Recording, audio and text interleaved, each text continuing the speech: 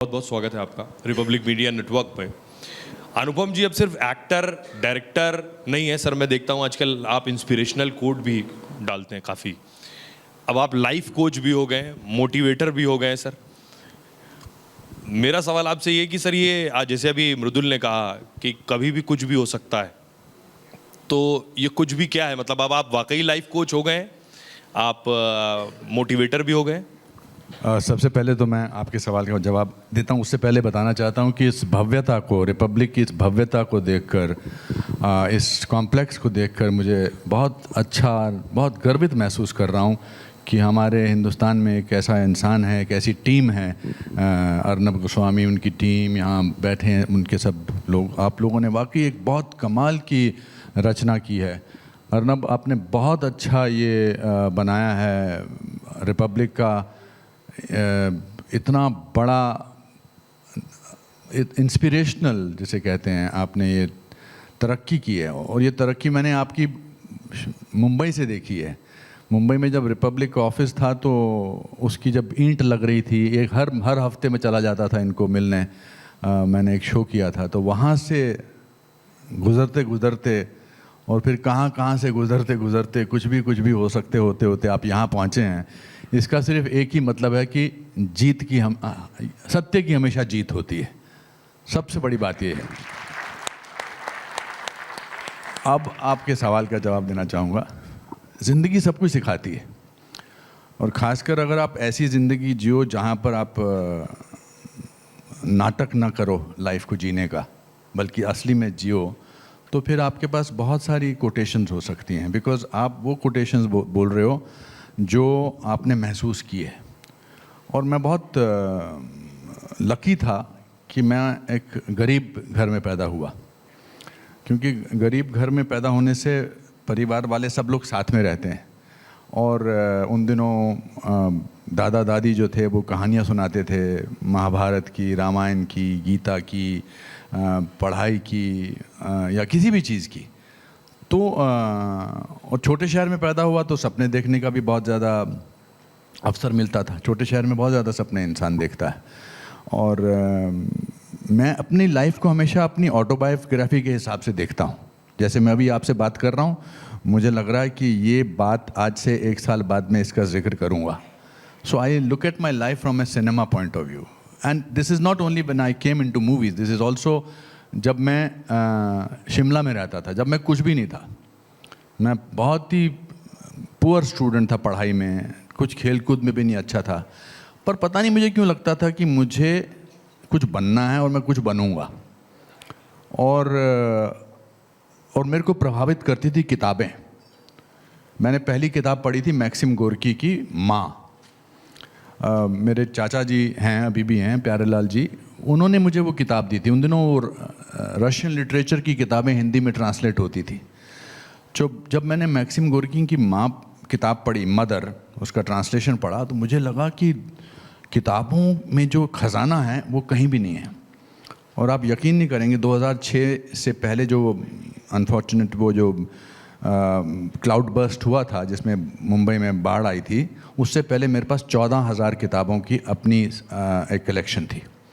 फिर वो हमारे ऑफिस में पानी बह गया तो काफ़ी सारी किताबें उसमें बह गई। तो किताबों से इतना कुछ मिलता है सीखने के लिए।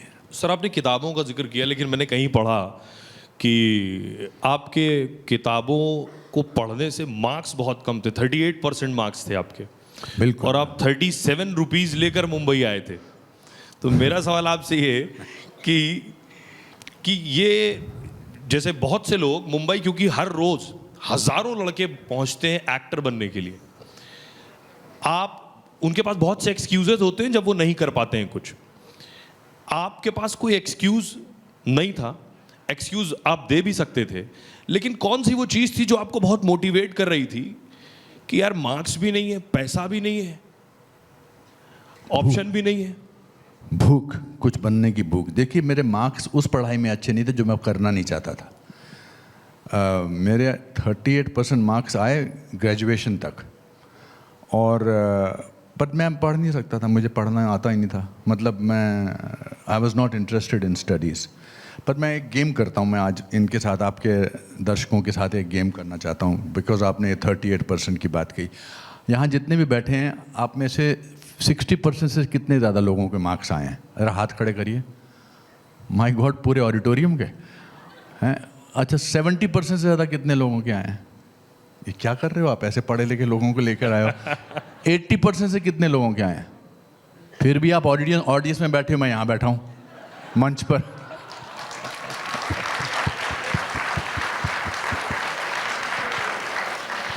सर लेकिन नहीं, मैं आपकी उपलब्धियों को छोटा नहीं कर रहा हूँ, ना ही मैं ऐसे ही बिल्कुल नहीं ऐसा करना चाह रहा हूँ, मगर एक भूख होती है, एक भूख जो होती है कुछ करने की, कुछ कर गुजरने की। लेकिन वो दौर कैसा था, आप एहसास कर पा रहे थे कि मेरे को तो पता ही नहीं लगता था मैं पढ़ाई में अच्छा हूँ। मुझे पता है ना, मेरे माँ बाप ने कभी मुझे इस बात का एहसास कराया कि मैं पढ़ाई में अच्छा नहीं हूँ।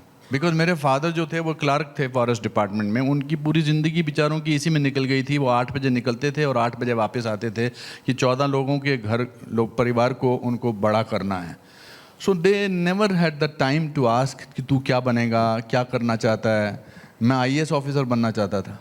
अभी विक्रांत थोड़ी देर पहले यहाँ बैठे थे, मैं 100 क्वेश्चन आए थे जिसमें टिक करने, मैं सिर्फ 3 क्वेश्चंस को टिक मार्क कर पाया था। वो भी मैंने बिकॉज अब कुछ तो करना था तो मैंने ऐसे कर दिया था।